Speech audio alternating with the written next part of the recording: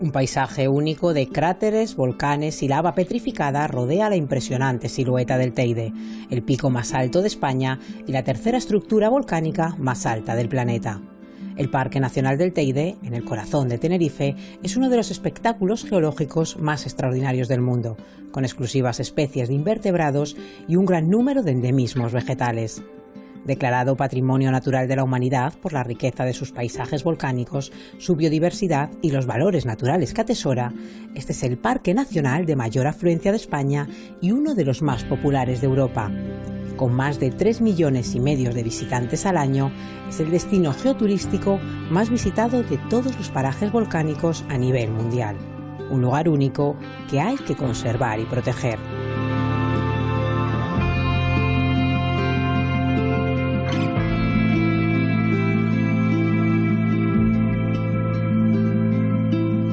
En su conjunto es como digo yo, un museo al aire libre de vulcanismo. Reúne la práctica totalidad de formas, estructuras y materiales volcánicos y en muy pocos kilómetros que puede hacer que el visitante conozca lo que es un lugar volcánico en su totalidad. Por otra parte, su paisaje es también muy singular, se encuentra por encima del mar de nubes, la transparencia de la atmósfera es magnífica y la gama de colores de los materiales volcánicos a la variación cromática a lo largo del día y con las estaciones genera unos paisajes bellísimos.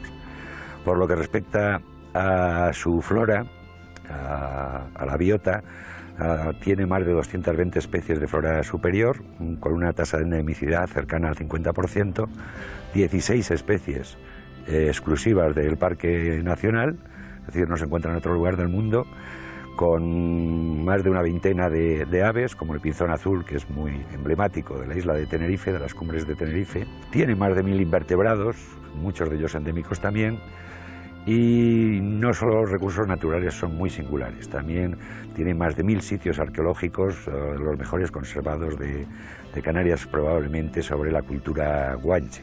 Ha sido desde hace siglos un laboratorio para la ciencia, desde los primeros naturalistas como von Humboldt hasta la actualidad, en la que tenemos más de 100 investigaciones anuales de universidades de todo el mundo. Hacen del Parque Nacional del Teide un verdadero laboratorio para la ciencia.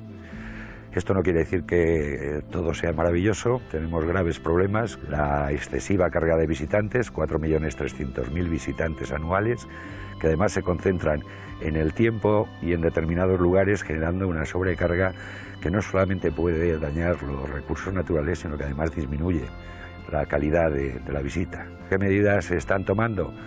Pues hasta la actualidad intentar que el flujo de visitantes se mantenga en su mayoría a lo largo de la carretera, dándoles facilidades. Hay 21 miradores, el parador, restaurantes, centros de visitantes, etc. Tenemos un magnífico servicio de mantenimiento, sobre todo la vigilancia por parte de los agentes de medio ambiente. Con nuestros guías, el servicio de apoyo al uso público en los centros de visitantes también realiza una enorme labor intentando concienciar al visitante, pero en un futuro estamos trabajando en un diseño de un sistema sostenible de movilidad, con lo cual probablemente tendremos que tender a una visita solamente en transporte colectivo, con áreas de servicio donde el visitante deje sus vehículos y realice la visita en autobuses, incrementando la calidad de la visita. Las otras dos causas o amenazas principales para la conservación del parque es, por un lado, el cambio climático, con una subida de temperaturas cercana a 1,5 grados en las cumbres de Tenerife, en el Parque Nacional del Teide, y la presencia de herbívoros introducidos, como son el conejo y el muflón, que generan graves afecciones a la vegetación.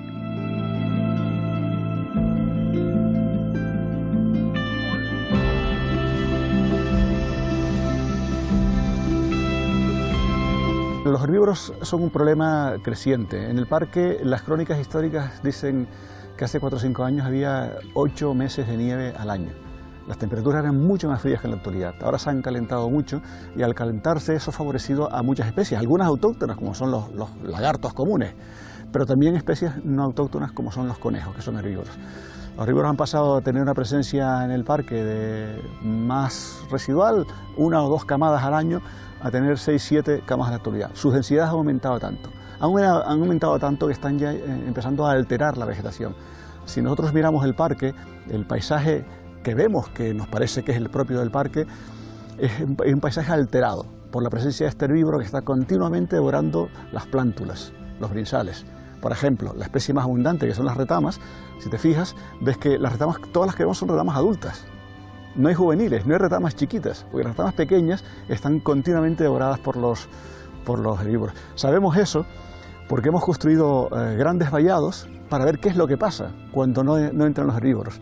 Y en esos grandes vallados se puede comprobar cómo la vegetación se ha vuelto muy exuberante. Allí se pueden ver retamas grandes, retamas pequeñas, toda la estratificación. No es una población envejecida, sino una población en perfecto estado, ¿no? Entonces nos da una idea de cuáles son las condiciones naturales hacia las cuales hay que llevar la conservación en el parque, ¿no? Nuestro objetivo con los moflones es claro, es erradicarlos. Los conejos es más difícil, entonces hay que capturar también un número determinado de conejos para evitar que sus densidades se disparen demasiado. En el parque hay media docena de especies amenazadas, algunas de ellas estaban en peligro hace muy pocas décadas, pero en peligro quiere decir que había menos de 200 ejemplares, eran especies endémicas, lo cual quiere decir menos de 200 ejemplares en todo el mundo, en peligro crítico. Entonces se ha iniciado en el parque un programa de rescate genético y afortunadamente en la actualidad la mayor parte de estas especies han superado ya ese peligro crítico. Entonces, estamos ya hablando de 4 o 5 mil ejemplares. ¿Cómo es el proceso? Pues el proceso hay que ir a las zonas donde crecen las poblaciones naturales, las pequeñas poblaciones naturales, recoger semillas, hacer estudios genéticos para ver en qué zonas se cogen más y en qué cosas se cogen menos. Se traen a los viveros, se produce planta y se lleva al campo. Eso es lo que se refiere a las especies amenazadas. Pero al mismo tiempo hay un plan de restauración de toda la vegetación. En el parque hay del orden de unas 200 especies de flora y todas las especies se recogen semillas todos los años. Tenemos un recopilatorio completo y todos los años se produce planta en los viveros. Las semillas se llevan a los viveros, ahí salen los primeros brinzales.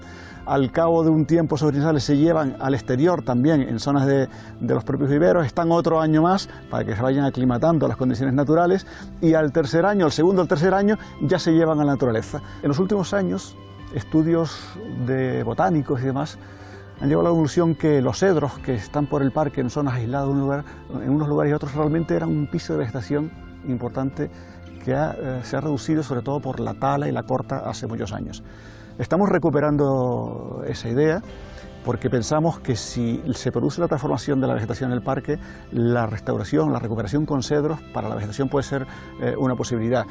Pero los cedros enfrentan algunos problemas, sobre todo porque las semillas necesitan para dispersarse de aves. En concreto, 2 aves que son muy raras. Una son los cuervos, que eran muy abundantes en el parque y ahora mismo pues, han disminuido sus poblaciones considerablemente. Hay un programa de restauración también, de recuperación de cuervos para toda la isla. Y en segundo, un pequeño pájaro que se llama, que es el mirlo capiblanco. El mirlo capiblanco es un migrante invernal, viene desde el norte de Europa, todos los años viene a pasar el invierno en Canarias. Y cuando viene a Canarias se alimenta esencialmente de cedros.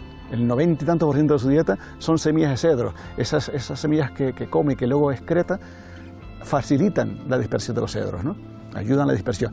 Ese mirlo viene a Canarias y también salta al Atlas. En el Atlas, que también hay otras poblaciones de juníperos, que son los cedros, pues también cumplen esa misma función y allí el sistema funciona de manera bastante más natural. De modo que con esa pista sabemos que aquí también puede funcionar del mismo modo. Seguramente, si tuviéramos más mirlos, si tuviéramos cuervos, los cedros serían mucho más amplios que en la actualidad. De modo que estamos ahora trabajando también en nuestros viveros, produciendo plantas, sembrando cedros, y tenemos la esperanza que si el retamar en alguna zona sufre por la consecuencia del cambio climático, colapsa, la plantación de cedros puede ser la solución a este problema de conservación que se puede generar en las próximas décadas. Tenemos una sequía en los últimos años importante. El año 2012 fue la mayor sequía registrada a lo largo de todo un siglo. Cayeron menos de 50 litros, para que te hagas una idea, por debajo de 200 litros es un desierto. Menos de 50 litros y eso se empieza a notar. Si el calentamiento en la isla es de 1/10 de grado por década, que es lo que está pasando a nivel mundial, en el parque es de casi 2/10 de grado por década.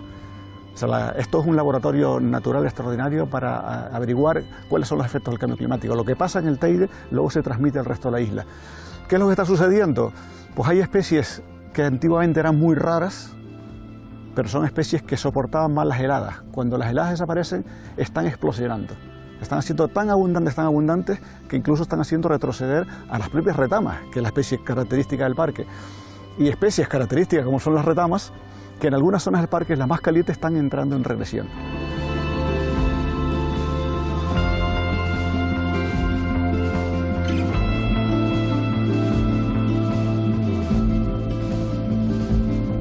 Una de las actuaciones más efectivas que hemos realizado para recuperación de una especie en peligro de extinción, la jarilla de cumbre, en la que estábamos viendo que en sus localidades naturales, debido al cambio climático, el incremento de temperaturas y por tanto de la evapotranspiración, esa población iba en declive y las gráficas, las estadísticas nos daban que se iba a extinguir en un plazo de 50 a 100 años. Tras profundos estudios de distintas localidades, de sustratos, etcétera, hicimos translocaciones de ejemplares a estas otras localidades y en estos momentos tenemos suficientes poblaciones y número de individuos como para garantizar su persistencia en un futuro. Es decir, hemos cumplido el plan de recuperación y, lo que es más importante, garantizado su supervivencia de una manera natural. Yo creo que este es uno de los grandes éxitos. Estamos trabajando en otras especies en peligro de extinción, como es el cardo de plata, como es la Mencomia stipulata, y yo creo que en poco tiempo llegaremos a tener el número de ejemplares y el número de poblaciones diferentes en diferentes lugares para evitar que una catástrofe o algún daño en una de ellas pueda poner en peligro su persistencia. Tengamos en cuenta que, dadas las condiciones climáticas del parque, que se encuentra por encima del mar de nubes, tiene unas características, el clima continental, muy alejado de lo que es el clima oceánico que puede tener la isla en cotas inferiores, con lo cual entre el sustrato volcánico y este clima extremadamente duro hace que la vegetación sea muy especial aquí arriba, que no se encuentra en otros lugares del mundo, y de ahí nuestra preocupación para garantizar su supervivencia a pesar de los cambios en temperaturas y precipitación que está generando el cambio climático, buscando otras localidades o bien más húmedas o bien con mayor precipitación y con el idéntico sustrato donde podamos reubicar estas especies. Y además tenemos un magnífico, entiendo yo, que ya llevamos casi 20 años, un programa escolar que atiende a cerca de 5.000 escolares de la isla, en la que intentamos que no solamente conozcan las maravillas que alberga su Teide, su Parque Nacional del Teide, sino que además intentamos concienciarles para que lo protejan. Lo que no se conoce no se valora y lo que no se valora no se protege. Yo creo que esto es un trabajo a medio y largo plazo que es fundamental en la conservación.